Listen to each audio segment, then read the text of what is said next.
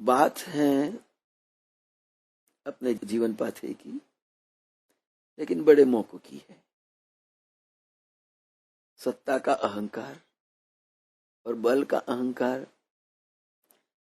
सत्ताधीशों को तो होता ही है। बाजीराव पेशवा मराठा सेना के प्रधान सेनापति थे। एक बार अनेक लड़ाइयां में विजय हासिल करते हुए अपनी सेना सहित राजधानी में लौट आया। रास्ते में उन्हें मालवा में अपनी सेना का पड़ाव डाला। बहुत दूर से चलते चलते आते हुए सब सैनिक थके हुए थे, भूख प्यास भी थी। खाने के लिए पर्याप्त सामग्री भी नहीं थी, करे क्या। बाजीराव ने अपने एक सरदार को बुलाकर आदेश दिया, तुम अपने साथ 100 सैनिकों लेकर के जाओ, किसी भी खेत से फसल कटवाकर छावनी में ले आओ।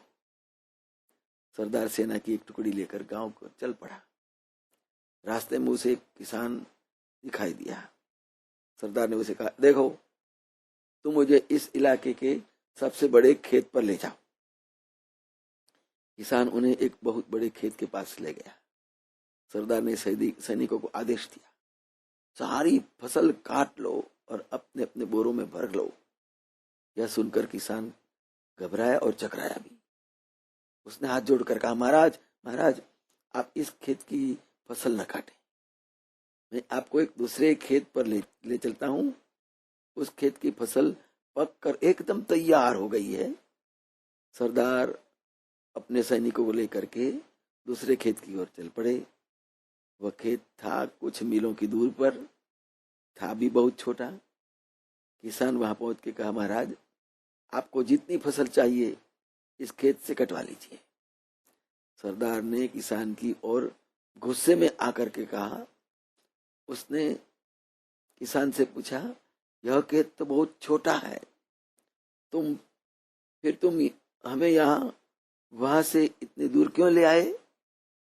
किसान ने नम्रतापूर्वक कहा, उत्तर दिया, महाराज नाराज मत होइए, वह खेत मेरा नहीं था और यह खेत मेरा है, इसलिए मैं आपको यहाँ ले आया हूं।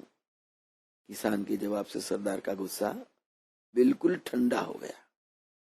वह अनाज बिना कटवाए पेशवा के पास वापस लौट आया। उसने यह बात पेशवा के पास पेश की। पेशवा को अपनी गलती का एहसास हो गया। वे सरदार के साथ स्वयं किसान के खेत पर गए।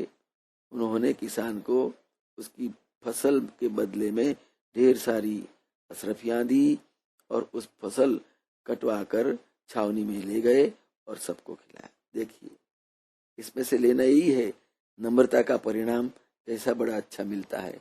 जय महाराज।